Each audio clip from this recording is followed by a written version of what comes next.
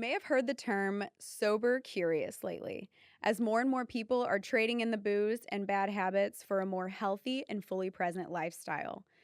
Today, I have the pleasure of introducing someone who has become a dear friend of mine. She is also celebrating nearly 5 years of being alcohol free. Beyond that, she is a devoted mother of 4 and a wife of 18 years. Through her alcohol free journey, she is not only an esthetician, but an entrepreneur who is the co owner, creator, and designer of Boss Beauty and Wellness, a co op community workspace that emphasizes holistic health, healing, and eco friendly practices.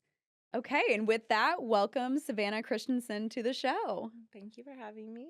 Thank you for being here and talking on kind of a vulnerable topic. And Mhm. so, I also want to give a little bit of recognition to the fact that you are 5 years sober. Yeah, So, I'll be 5 years next congratulations. month. That's awesome. That is an awesome Yeah, milestone. yeah, it's pretty crazy. Can't even believe it, honestly. Like, Yeah, it's but you're been a, here yeah. and you've done it. Let's go back 5 years ago. And I want to talk about what the final straw was to make you decide to quit drinking alcohol. And had you tried before? Or was this 5 years ago the first time that you were just like, I'm done, it's out? Oh, I definitely tried a lot of different times. Probably, I was, I guess I can't say a lot, probably like 3 or 4 times where it was just like intermittent, like, that famous, like, I'm never drinking again Mm-hmm. type thing Yes. where I would give it a while and then I would always end up going back to it. Is just because I was a bartender for a really long time and it was just kind of a part of the lifestyle. Um, so this time was kind of when I knew that it was for real. I, um, you're gonna make me cry like right away, but so it was in 2019. Um, right after my husband got back from his deployment, and he had been gone for a whole year away from us. And I had kind of reached my like my breaking point, I guess I could call it, because I had gained a lot of weight. I had felt really just vulnerable and alone and defeated, and I have my 4 kids and was trying to manage everything with them, as well as running an in-home business. So I did like the daycare for 3 years. And so it came time for him to come home, and it was like it was kind of a very exciting moment because I was like, yes, I like we did it, we survived this.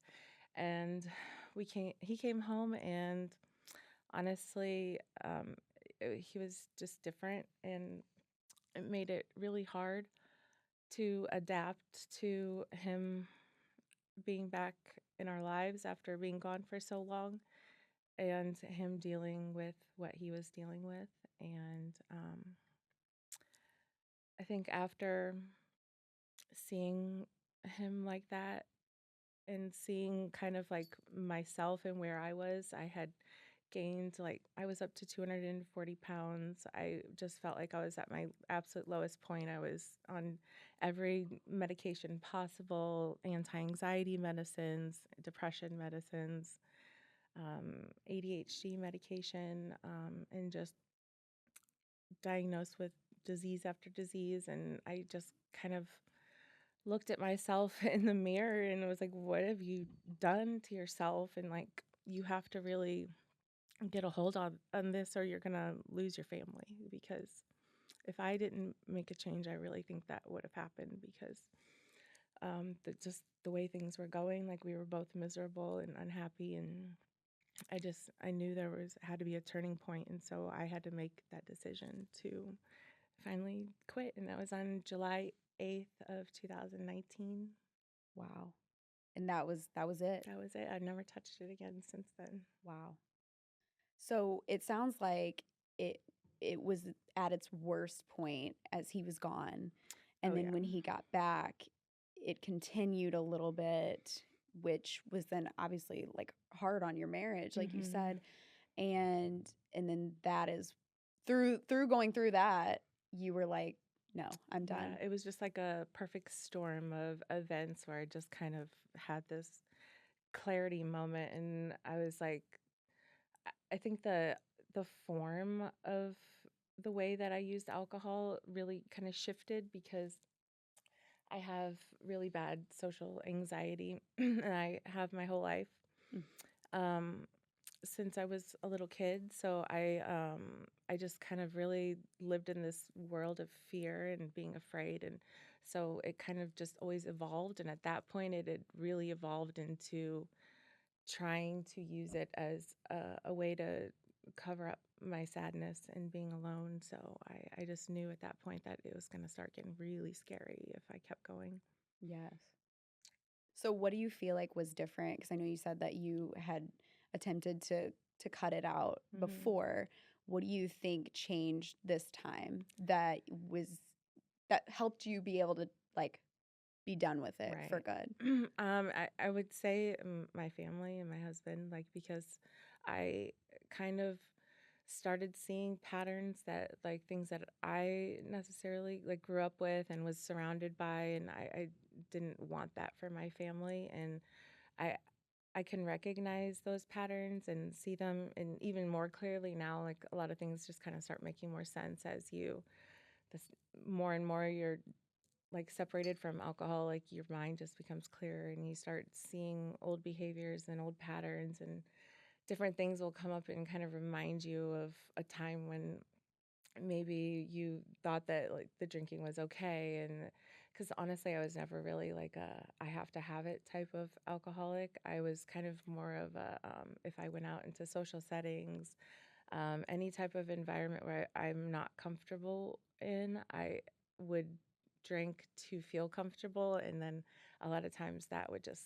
kind of go a little too far, and I'd Mm. end up being blackout and not being able to really remember anything at all. And that's really terrifying. And it kind of messes with your brain a lot because you don't know how to really trust yourself. And Mhm. you get put into a lot of situations you'd rather not be in. And it just really kind of spirals the anxiety and, everything else that comes along with it. It's just not a good feeling. And I was just tired of it, honestly. And I knew that, like, if I didn't start implementing these changes little by little with my health, that I would end up being really sick and just kind of everything falling apart.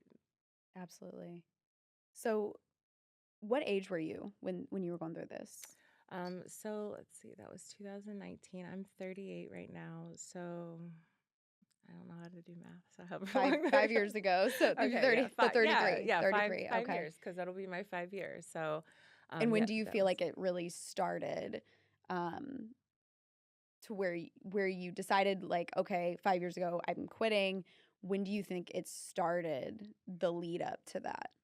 oh, well, gosh, like when I started drinking Yeah, necessarily, or almost to the point where like you noticed, okay, this is when it was starting to cause issues in it's my always life. caused issues, honestly, Wow. because like I said, like I would drink into the point of like blacking it out, and obviously that doesn't ever result in anything fun or good Yeah. because it's like who even knows really, because I bartended for a long time, so like that whole scene is just, shot after shot, and It's normalized it's in that scene literally too. so normal. And like just being a bartender in general is not the greatest job for somebody with social anxiety to the level that I have it. But it's what I had to do to be able to stay home with my kids. So I just kind of made it work. And then I would work nights and stay home with my kids. So it just kind of really became what part of what I had to do to survive in the kind of dynamic we were in. While my husband was in college, and just, the whole struggle, Yeah. early 20s era. Yeah. Oh, whew. So so we just kind of went through that. And like with my kids, like I said, I have 4 kids, so it's like I really didn't go out very often. It Mhm. was not so much of a constant ongoing thing where it was like an everyday. It was more like a the once a year mom finally gets to go out of the house, but like But your times 10. Like, I saved it up and yes. it was just bad. Like I think my neighbors, the first time they met me, I was vomiting on the front porch. Oh. That was like how I met them when we moved into our first house, and that's so embarrassing to even say, but it's the truth of it because like that was my mom's night out. I was going out for my birthday and I couldn't just have like a couple because it's like Mhm. crowds really freak me out. Being out in public freaks me out. Doing shit like this freaks me out. Like I Oh, just yeah. really like my anxiety just really kicks up and I feel like drinking always helped me feel like I could be comfortable with being myself. And then it ended up turning me into this I guess you could say like overemphasized version of myself to where it was like I think people would have been more happy with just the regular Yeah. version of me versus this one because like I love dancing and I love like Mhm. doing all these things that I just was never comfortable doing sober. So Yeah. it just These are things that I think you and I relate on because these are my struggles with alcohol as well as the social aspect, and you're going somewhere that you may feel a little bit uncomfortable, so it's like, hmm. okay, well, I'm gonna drink on the way Oh yeah. so then I'm warmed up by the time I get Oh there, yeah, you have and then I'm to. gonna drink so much because I'm awkwardly talking to people and Hmm. I'm just And then drink it's drink just because drink. it becomes like I always called it like a hand to mouth like oral fixation type thing where you're just like you have to have a drink in your hand because you got to be taking sips because you don't really know what to do with your hands and it's Mhm. just everything's awkward and Yeah. it really helped but then also didn't help like I don't think there's very few nights where I was drinking where I actually was like wow that was a really great night like that Yeah. was fun like In the moment you're feeling yeah, in better, the but moment, but yeah. I don't remember any of that. So it's like there's very few of the times where I was like, that was actually a really like fun evening that we had, or it was really enjoyable. It was always like, why did I do that? I can't believe I drank that much. I feel sick to my stomach and like and then the extra weight that it was adding on is just And the not hangxiety, fun. that's Yeah. what I've heard it called, the hangxiety the Anxiety, next yeah. day where you're just like, "Oh, I'm the Right. And then worst." you have someone that has anxiety already, generalized anxiety Mhm. disorder, and you tackle that on top of that. You're just like, wow, like Yeah. I really feel like crap. Well, and in this world, I feel like so many of us are trying to have more self-love, and when you're doing things that are contradicting that, Mm-hmm. like drinking and then Yeah. the anxiety the next day, and you're just living back through those moments, or your husband or your friends are telling you all the crazy stuff that you did and Oh said the night God. before, That's the you're just worst. sitting there like, "Oh, why?" Right. And so it completely removes the self-love that you've worked hard to build. Right. It's really demoralizing, honestly, in my opinion, because it's like I'm not that person. Like, because Mhm. it's like, and I was never I mean, my husband will disagree with me, but I was never really a mean type of drunk, you know. Like we've gotten into our tips before, but it was more so like I just wanted to let loose and have fun and really kind of reconnect with my old self, like my before kid self, my just free childlike self, and I just always craved that, and I felt like that was like my only opportunity to really grasp onto it through motherhood because I really struggled a lot through that and being alone a lot and not having a support system And being a young mom. and I mean, that's a being yeah lot. being a very young mom having my first child at 16 so it's just I really kind of out the jump just wasn't set up to really soar in a proper way and had to learn things the hard way in a lot of ways and I'm really grateful for the journey that I've been on because it's put me in the position that I'm in now and yeah, I really just kind of I feel like this was supposed to be a part of it all along, honestly, because I've always felt like I've been journeying towards my purpose and even through motherhood I always just kind of kept reminding myself like it's going to get better, it's going to get better and then it kind of led me to this point. Mhm. I'd like to backtrack a little bit to your early years, like your childhood, and what your relationship was like with alcohol when you were younger. Like, did you grow up around it when you were in high school?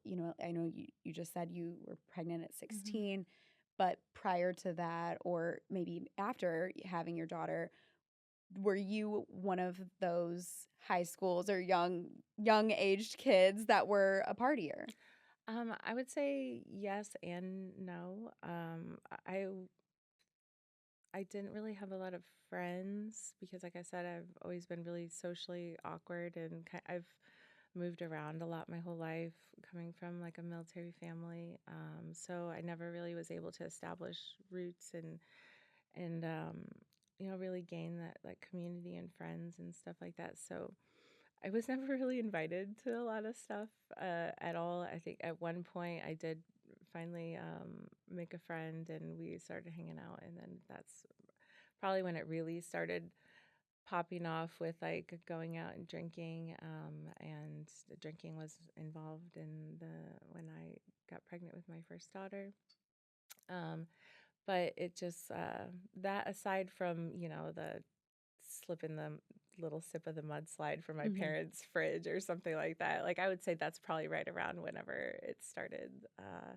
Was then, and it just kind of spiraled from there. But then, like again, I got pregnant, so I obviously didn't drink when I was pregnant. So I had a break there, so it was very short lived, that experience of the kind of party phase. But it did kick back in after I had her, and didn't do the best job that I could have with her. And with it, like we talked about a little bit, with it being normalized, not only like in the bartending, Mhm. industry, but also at that age. I feel like it's Oh very yeah. normalized, like college age, even just like throughout your 20s. It's so normalized to Mhm. just But even be us as teenagers, like drinking. And yeah, in high I school one of my even. kids Yeah. is my son is 15 now, and I'm just imagining all the things that kids were doing at our age back then, and Mhm. I'm constantly just like, what are you up to? What are you doing? Like, what do you got going on? Because I just worry about him. But it seems like these newer generations are really starting to understand the dangers of a lot of these things that maybe they've seen their families go through, and Mhm. seen a lot of people struggle. And they call it a family disease because it does affect everybody. And I know that my children have seen parts of me that I wouldn't ever want anybody to see, and they I think that's are very the hardest forgiving. thing as Yeah. a parent. Um, I know a lot of people that don't drink around their children. I have been Mhm. one to do that, while I've never been necessarily drunk around my children a lot, I there has been a few times where I've been in a way that I am so ashamed of myself for doing that around my kids. And everybody has Mhm. their own preference, Right, yeah. with that. But I know, like what you're saying with that is, I hate that they even saw that side of me. Right. And unfortunately, it was just like one too many times, especially I would say kind of more towards the end. Because, like I said, that was my most vulnerable. I was the biggest I had ever been non pregnant. So it was like I just was hitting every marker for like somebody that just the down spiraling depression. Like I just didn't care anymore. I was just giving up on life. And looking back at myself, it's like understandably so for what I was going through, and not having somebody to be able to even turn to or talk to about any of this stuff, and the overwhelming burden of like not burden, but like the amount of responsibilities that I had on my shoulders that I had to carry through this deployment, through getting through all of these different challenges that we've had to go through. And I'm honestly so grateful for my decision, because without it, I definitely don't feel like I'd have this grasp on my family that I do now. And like the relationships are just really thriving and growing, and it's been pretty cool. That's awesome. We're gonna get more into that later too. Hmm. So when you were at the point to quit, how did you do it? So were there certain things that you needed to implement in your daily life to get yourself through it? Like you quit cold turkey, as far as I know, Hmm. right? Yep. So were there things that kept you firm in your decision to no longer pick it up again? And what were some of the struggles that you faced? So I would say some of the things I started implementing right away was trying to like cultivate like a healthier lifestyle for myself. And when I think about it as like my family dynamic, because of course they're all a part of me, like if we were all just kind of like plummeting, like I'm trying to be the one to kind of pull us out of there to then be able to pull everybody else out. And like kind of, so I really started trying to teach myself things, researching things, looking up different ways to kind of navigate through anxiety, through depression more naturalistically, leaning on as hard as it was for me, leaning on other people, and that's so difficult, like, Hmm. reaching out and Especially as moms. oh, it's the hardest thing, Yeah. honestly. So, admitting that you need help, admitting that you can't do it all, and that to me was one of the hardest things because I am so stubborn. I've been on this whole, like, survival mindset for so long, so taking and accepting help from people is almost impossible to me. Like I'll push myself to the absolute brink of insanity to avoid having to put anybody else out. And I had to get rid of that mindset because nobody can do it on their own. And I had to stop thinking that and start leaning in on people and start rebuilding the relationship with my husband and helping him realize that I need support through this and which is hard to do because he was struggling with his own mental health Hmm. issues and coming home from deployment and at that point his drinking had really picked up so um, that's also hard to deal with whenever he's drinking and I'm not and I'm trying to kind of like pull all these things through and navigate my emotions and sound healing was a big thing that I leaned into, which you've got to experience. Yes, And I love it. that to me was such a driving force in everything because I was able to finally quiet that voice inside my head. And it takes practice, and I kind of had to really step outside of like everything, step outside of the responsibilities, outside of motherhood, and just make that time for myself to be able to dive in and see what it is that I was missing, that I was needing. Like, why was I at this point, and what had been buried up underneath me through all of this, and what did I need to feel happy in the first place? Because that really gets lost in motherhood, I find, because everybody's needs come before your own, and you just kind of move through life, just kind of navigating through everybody else's issues and all their problems and their struggles, and yours just kind of go to the wayside and you forget all the things that you really enjoy, at least for me, because like I didn't prioritize it like I should Hmm. have. And I honestly didn't have the capabilities, or like with my husband being gone all the time, I didn't have that um, person or anybody to really call on to be able to help me out so I could invest in myself and put into myself. And that was just the phase of life we were in to get us to where we are now. And um, yoga was another one that I kind of really leaned into just by myself in the Hmm. garage because, like I said, I anxiety doing classes, which is crazy that I now offer classes. But I Yeah. never, I've like had never taken a class before really in public, and I just was so in love with it though because I just feel like everybody needs it, and it's so helpful, and it really helps our just everything, reconnecting with Mm. yourself, connecting with your body. I started kickboxing, which was cool. I started doing. I actually just had something pop up on my timeline today that my first day was today Oh, that I did wow. kickboxing Okay. 5 years ago. So yeah, and that really kind of helped me catapult into losing 90 pounds. So that Mm. was within my first year that I did it. So within my first year, I lost 90 pounds and got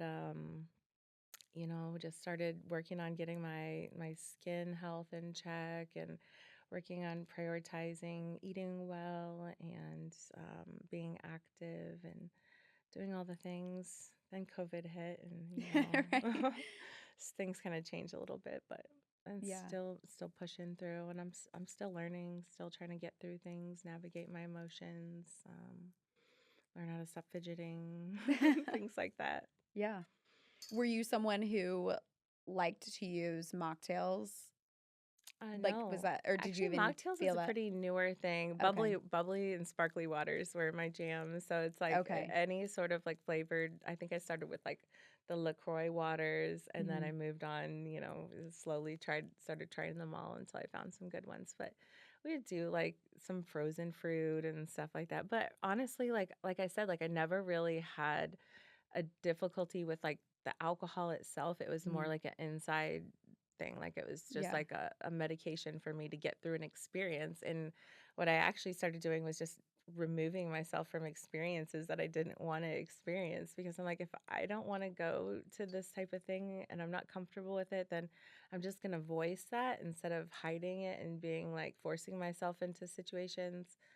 Of course, there's like, sometimes you have to go Mhm. into things, but limiting it and like choosing differently and being like, maybe this isn't the best idea for me because I Mhm. am going to have anxiety. I mean, let's choose an activity that I might feel more at peace with or more at calming. If it's outside or an outdoor thing, I'll feel better. So really kind of trying to figure out exactly what I enjoyed and stop forcing myself into situations that I didn't enjoy. And that kind of really helped me navigate through it a little bit easier, like choosing my peace and not forcing myself to go to bars or do this because I didn't want to be there in the first place. Yeah. Yeah. Setting boundaries is, Hmm. yeah, huge. Did you take on any other bad habits to cope? I know you talked a little bit about your eating habits had started Hmm. to decline in Oh, yeah. healthiness.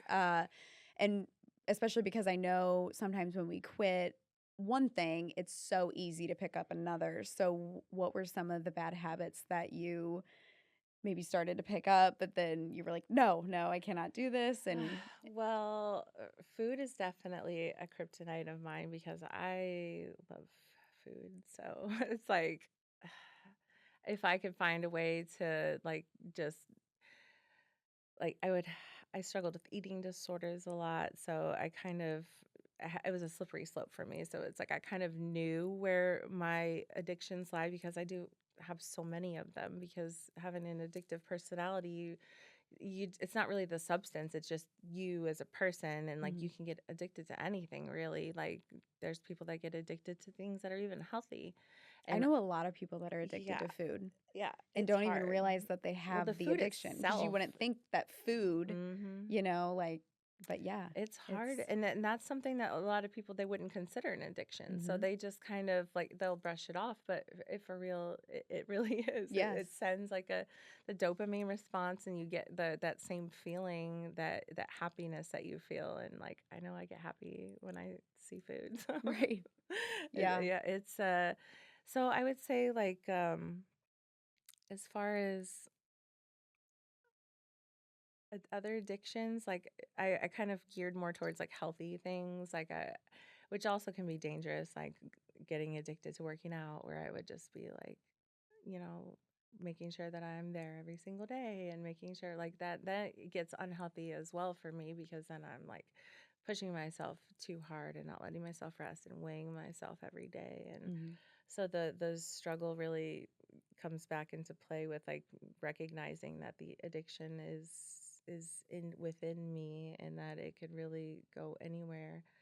Um, some unhealthy habits that I picked up would probably be like sweets. I love sweets. They're so hard to kick. And I've heard this a lot in people that quit drinking or quit yeah. smoking It's or probably the sugar, honestly, yeah. because there's so much sugar and alcohol, and I love wine. That was like, Mhm. especially towards the end, like that was my whole like the whole mommy wine thing. Like now it just kind of pisses me off, but now I'm just like I want to just hug them and be like, it's okay. Like you don't have to drink away how you're feeling, and like it's just Yeah. because it's just so overwhelming for us. And every mother is different and can handle things different, and it was just really hard for me, like and like having like the mental issues that I have and that I've struggled with, and just trying to navigate through me learning as an individual myself, and also trying to teach my children and all these things. So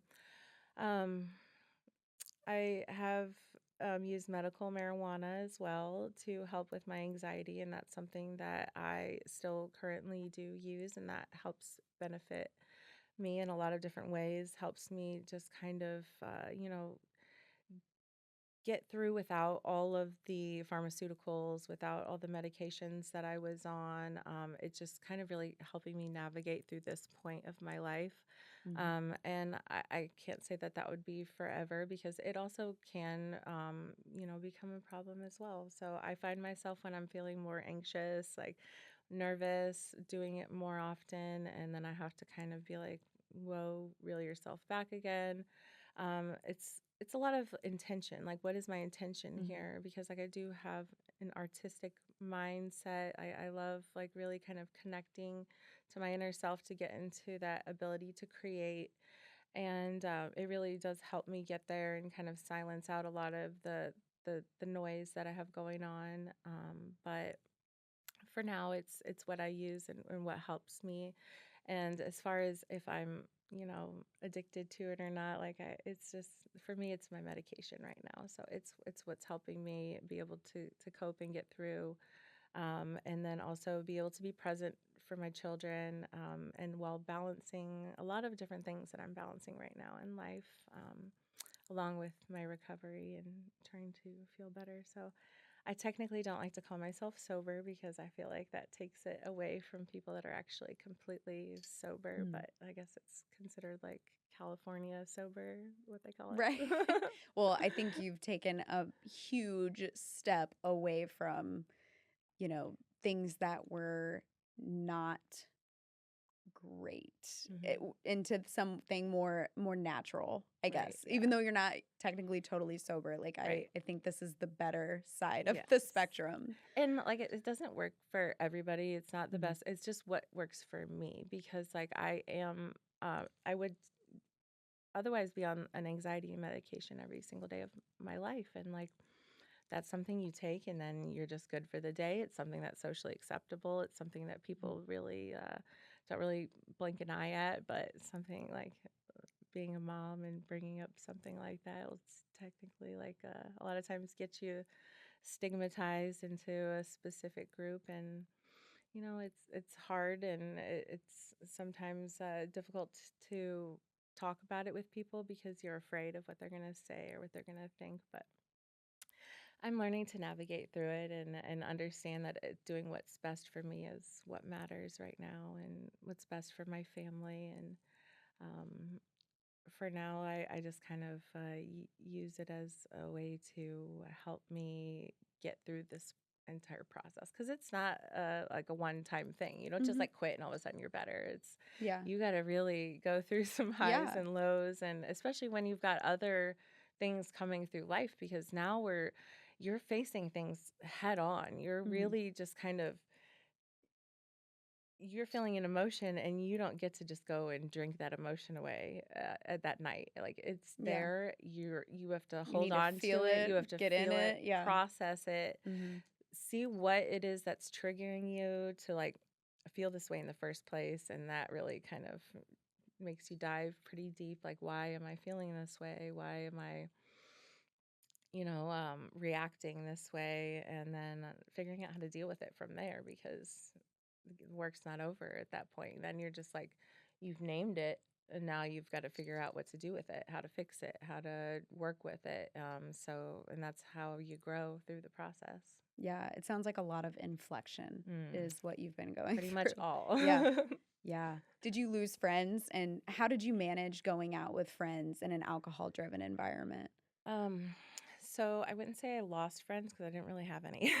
So to begin with, like I said, like I had like a friend from high school still that a couple that I was still friends with them, but we never really like I was really in the throes of motherhood, and the way that my motherhood kind of laid out was different than everybody else's because I started so young. Mhm.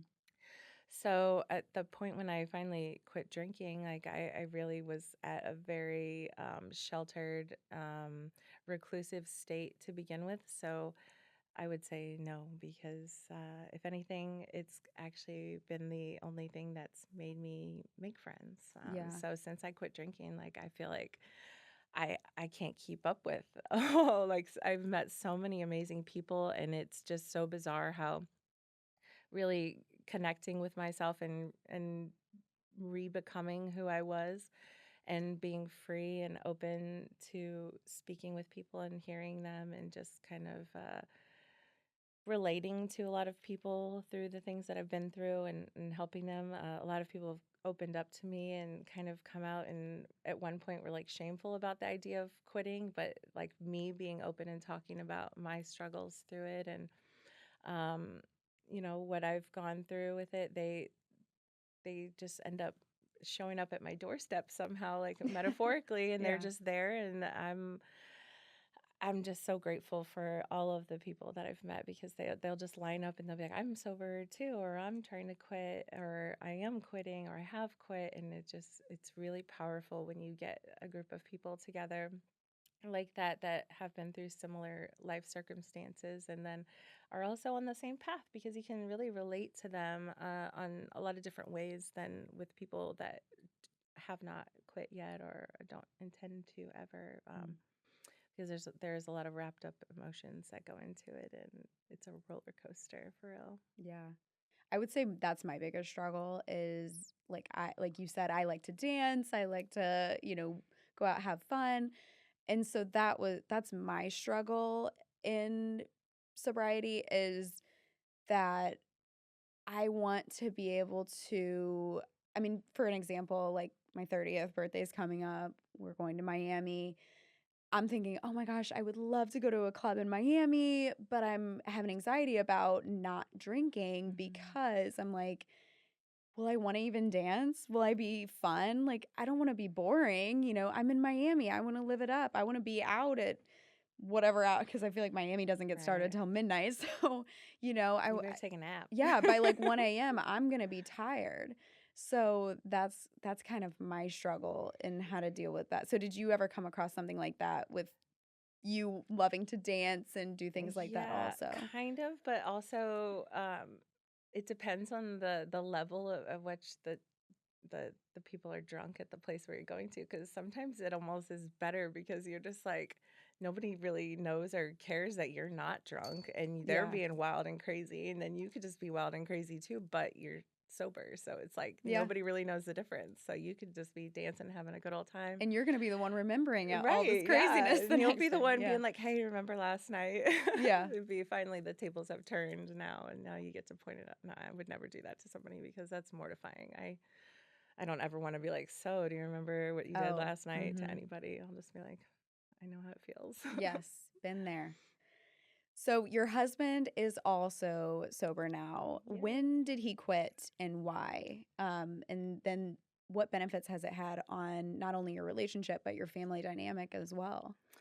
So I think is at, it was February 28th of last year, so 2023. So he's about a Little over a year, year, yeah, a yeah. year and a few months. And I really honestly couldn't tell you exactly the turning point for him. It was more like he likes to do little stints where he'll do like, okay, like I'm gonna take a 30-day break, or I'm gonna do a little like a New Year's resolution type thing. So he's always done little ones like that. And this is well into me quitting as well. So this entire time he's been like drinking, like, and he's never like been like a over the top like alcoholic or anything like that, but just more like after work, he's stressed Mm. out. It's a very stressful job. But yeah, he just decided to do 30 days and then it just went to 60 and then, he just kept going and going and I'm so proud of him. Like he is just doing so great and like he himself has also like lost a lot of weight, he's feeling better. Again, like still navigating through a lot of emotions and reflection and um kind of it's cool like having gone through that already to be able to be there so like this is kind of where I wanted it to land to begin with because it's like I'm pulled myself out then I have the ability to be there for him to pull him out Mhm. of this as well because like we can't all be drowning at the same time like someone has to Yeah. be able to swim And I so didn't even think just of that. It probably is good that it happened that way, that first right. you went and then now he Yes, yeah. because I knew at that point, I'm like, when I finally made my choice, I was like, if I don't, I will lose everything that we've built, our family. Because if you're not getting better, you're getting worse, and it's just gonna keep going, and it's gonna keep spiraling, and everything's just gonna fall apart. So like getting him to that point, and he's doing this all on his own with like no, like he's not like being persuaded. I didn't convince him to do it. It was just him deciding that he had had enough and just seeing where it takes him. And And probably seeing what it's done for you. right, yeah. Like, your whole transformation Yeah. probably inspired him, I would think. I mean I think so, and like that's something that he does bring up often, but it's definitely cool seeing the experience from like the outside looking in, and it does kind of help me reflect on my journey as well with it, because it's like I was there. Now I feel better, and I've grown through that, and now like it's something he's experiencing, and I can help him with the things that helped me get through it and Mhm. change and grow, and it really ends up showing up in your everyday life, the way that you react to situations, the way that you handle things, like your emotional maturity just like really flourishes, and you learn how to see things so differently. Like it's like a veil has been lifted, and you just kind of take things for what they are, and it doesn't mean that it's perfect by any means, because like I'm still like an emotional mess sometimes and can be very reactive, but about the facing it and the learning, and he's experiencing those things too, like facing a lot of really big scary emotions with like work, life, family, balance, just Mhm. everything, and then having to navigate through them as well. And I'm very lucky that I get to be there with him through it, and I Yeah. love him so much.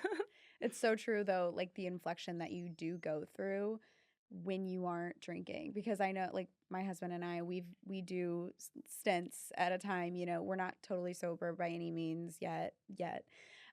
But we've done, I mean, I think he did 90 days not long ago.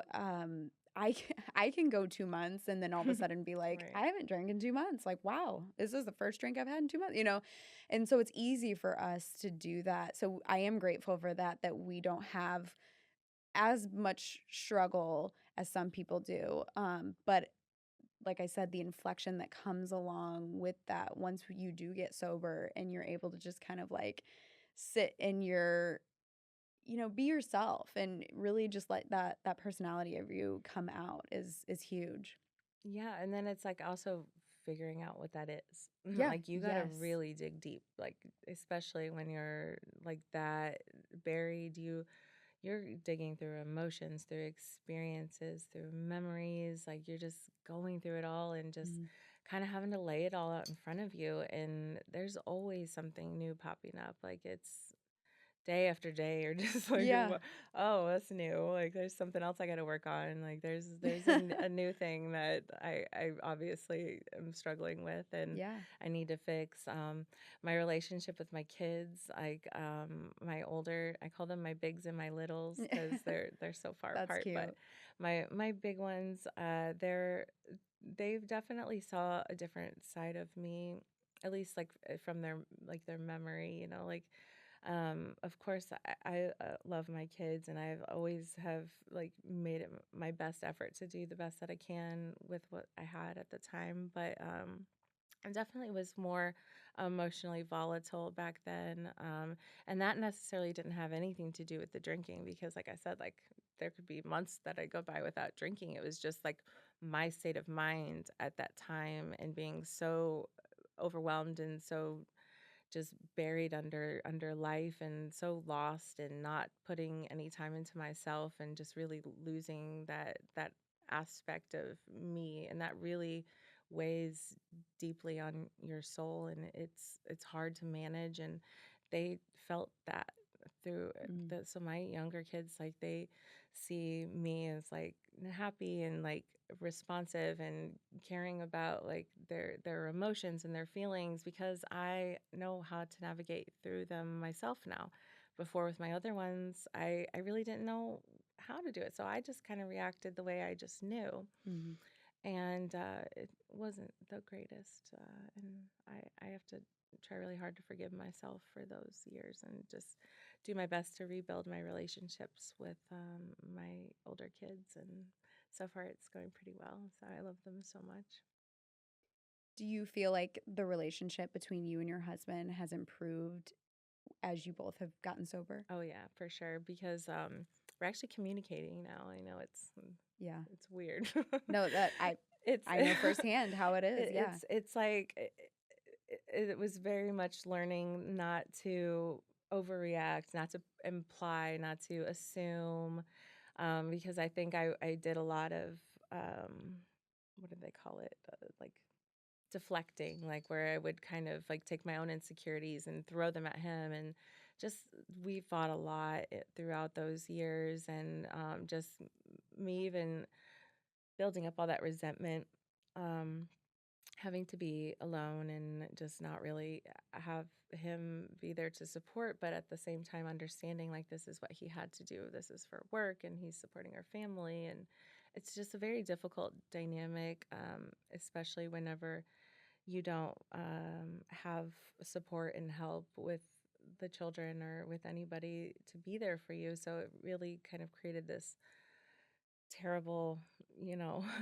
and where we're just fighting a lot Mm-hmm. about everything. And a lot of times it's just like me begging for help, and like just, but in a way that I wasn't actually coming forth and being like, I need help. It was more like being like dismissive, or like thinking that he should be reading my mind, and just not Mm-hmm. really communicating properly. It was almost like the toxicity of the Oh alcohol yeah. was shifting your way of thought. Right. Yeah. Yeah. And like it was, and that was like for both of us too, Mm-hmm. because like I would go and drink because I was like, this is like too much for me. It's overwhelming. Him doing the same thing. And then we're just kind of like intertwined in this whole world of just like resentment, and like, I'm not happy. He's not happy. We're just kind of creating this environment where we're just, none of us are really talking about each other's needs in the healthy way that we should. It was just more like letting it build up and letting it build up. And that's something that we still are working through. And our relationship is honestly better than it's ever been. We've been together 18 years now. So we just kind of have been through a lot of different versions of each other. And I would say at this point, it's healthier and like the happiest we've ever been. Our kids are older now. That's a huge play in it, because those young years are really difficult. And like the lack of sleep, and just our hormones balancing out as women, and the difficult things that we go through, and the struggles and body changes and all that is just, it all just kind of adds up to, just life in general. But it's how we navigate through it. And he's gotten to the point where he'll voice to me like if something's like making, if I'm speaking to him in a way that like bothers him or something, we'll talk about it and just kind of reflect on it. And like sometimes I might cop an attitude, but I work on it. Like Yeah. no one's perfect. We're still trying to get through it, but it's definitely a lot better than where we were. Um, and I just see it getting better. And now that we're like, partners in our new endeavor, we, have had to battle through a lot of those challenges as well that come along with doing something like that together. Yeah. That's so great. Mm. And so I want to talk more about that now is let's talk all things boss, beauty and Oh, wellness. okay. So tell us what your motivation behind it, which I think this is great because I of course found you through social media, the Mhm. business, and so I we hadn't met yet. I came to one of your events at Bost. Yep. Loved it, met you, and then I mean, first off, you guys like wait until you see the entire building. Like Savannah has done an incredible job Thank you. designing it. I've told her I need you to come to my house Gladly. because the whole business is beautiful. It's so much thought was put into it too because she told me when I first toured it that from above, if you're looking down, the way that they designed the color aspect of it is that it looks like a yin and a yang. Mhm. So one side of the business is fully white, bright, airy, and then the other side of the business is dark, moody, blacks. That's my So favorite side. yeah, and I when you told me that, I was like, that is so cool that you Yeah. put that much thought into the design, and I love it. Every time I'm there, I feel so zen and Me calm too. and just refreshed when I leave, no matter what event I'm going to there. And then meeting you and finding out like your motivation, your vision behind it, and that it is so connected to your journey, your alcohol-free journey, and your healthy lifestyle. It's awesome. It's really, Thank really you. amazing. So now that I'm done, I'm gonna let you kind of talk more about that Yeah. and what the motivation behind starting it was and where you see it going. What's your vision for the business? Oh, wow. Okay. Well, my motivation with this space is that I really wanted to create that community, like that. I have lived life without having that connective ability to have resources and individuals to lean on and reach out to. And I really felt that if I was going to branch out into this world in this new chapter of my life with my youngest going to kindergarten and things just really shifting and changing for me as a mother, I had to really think to the future to figure out what it is that I wanted to do with my life. And I really leaned into my strengths and my weaknesses and just kind of deciding what it is that I wanted to do. And this was all while I was in beauty school. So I'm an esthetician as well. So I went to school and was just kind of really thinking about where I wanted to go with it and what I wanted to do because esthetician school is something I've been thinking about since I was 18 years old. So it's always been in my mind. And I always said once my kids were old enough, I would go back to school.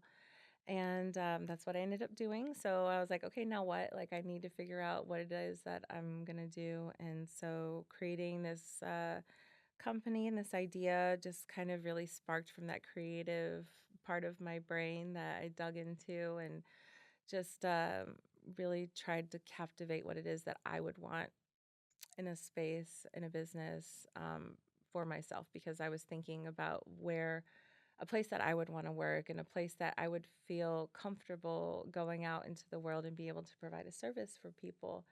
And it just really ended up landing me in this spot where I wanted to create like an entrepreneurial hub for people to be able to also run their businesses. But in my mind, it just looked a little different than what you would see from other places. Like, I really wanted to integrate a lot of the different elements that helped me get through getting sober and kind of getting healthy and getting back on track with who I am as an individual. So, sound healing was something that I really wanted to capture and try to work towards bringing it to our community.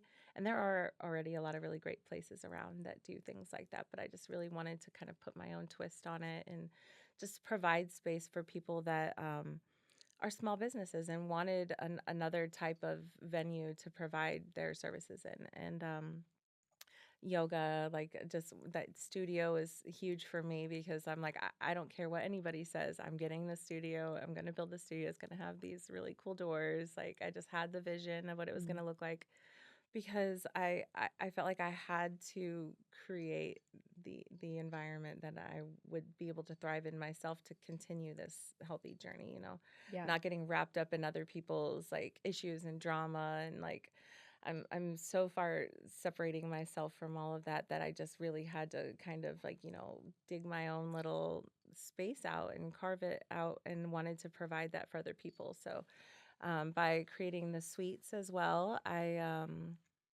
can now offer space for other people to have the same things that I wanted in a space, which is just a calming, relaxing, but fun environment, decorated nicely. I just got to have a lot of fun with the Hmm. designing and kind of it was my a dream of mine because I always wanted to be an interior designer, so it was kind of like a highlight moment for me to Yeah. finally get to do something like that on more of like a professional scale.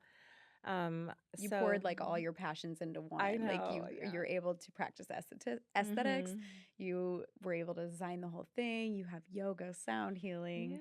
What are some of the other spaces that you have? Because you just filled all the Yeah. spaces, right? So Hmm. what are some of the creatives, or I don't know what you would, entrepreneurs that you have in there? I call them providers. So, Providers. Okay.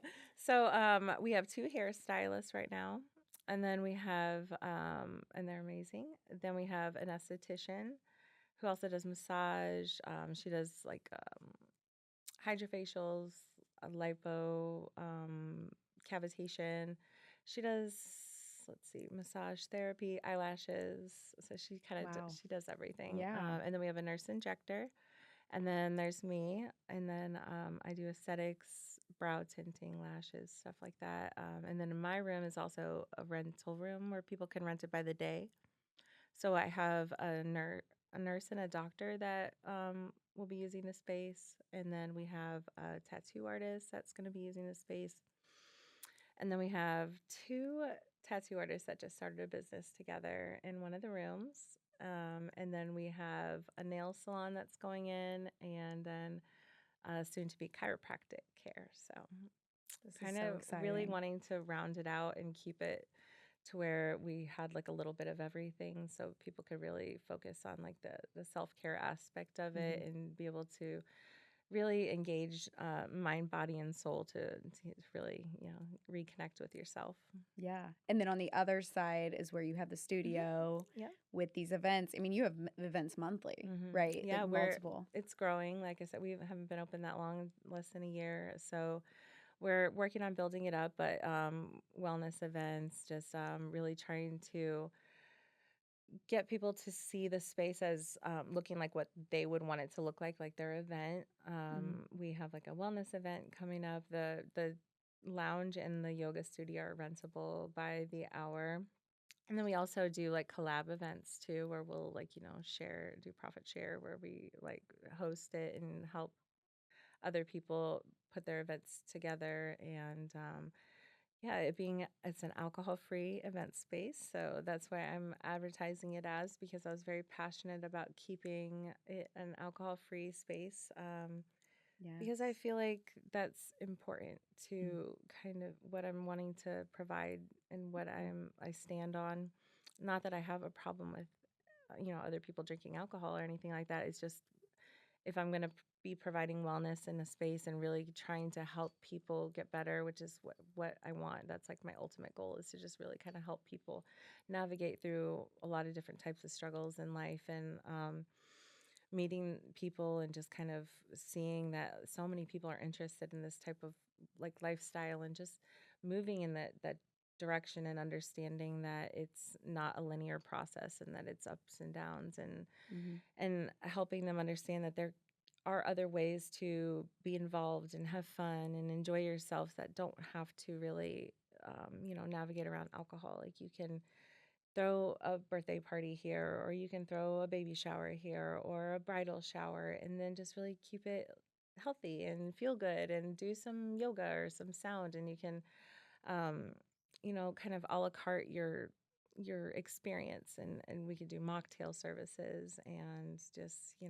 all the things to help us feel good, and that way we're remembering it as an amazing experience in this beautiful environment, and then still being able to remember it the next day. Yeah, and no kidding. I've spent a few Friday nights and Saturday nights at Bost, I think. And I go Yeah. home, not only am I feeling great Bedtime, after right. the event that I just experienced, but I go home, I'm in bed at a normal Right. time. I feel Yes. great the next day. So, yeah, I think I love it. your vision for this business is incredible. And Thank you. I'm so happy to have found it and that Yay. you're here in O'Fallon, Missouri. Hmm.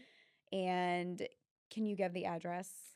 Do you Yeah, want to give? it's 33 O'Fallon Square, and it's right in the same plaza as like the at-home store, the parking lot. We have a farmers market every Sunday, which is really cool. I really love that whole like the ability to have that environment around there, and people can come and like kind of make it a fun Yeah. thing to walk around, and there's a lot of really healthy products and some great companies that are in there. And we're really just all about supporting small businesses as well. We have like a whole section of products that are locally sourced, and they're all women-made products from local entrepreneurs. Not that we're only for women, but that's just what I have right now. Yeah. So, but yeah, we're just really wanting to connect with the community and help people have a space.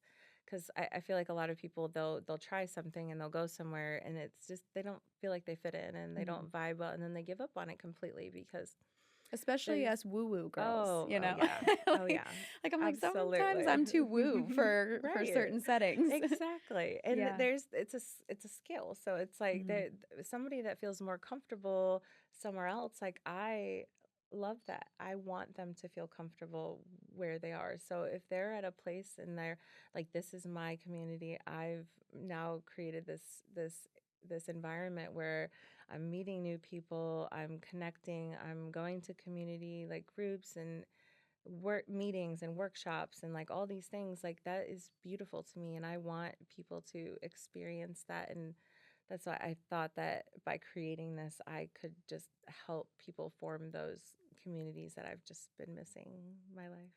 Yeah. So where can people find you? If you can, give us your social media handles and the website to Bost. Okay, so the website is www.bostbeautyandwellness.com.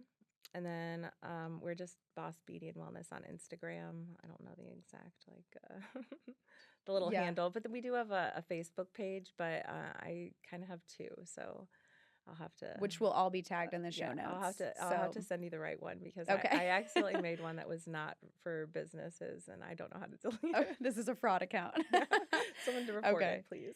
Okay. Yeah. Well, they'll all be tagged in the show notes. Mhm. So go check them out. If you're local to St. Louis, O'Fallon, Missouri area, definitely come on in and check out Boss Beauty and Wellness, because I'm telling you, you'll be back time and time again, like myself.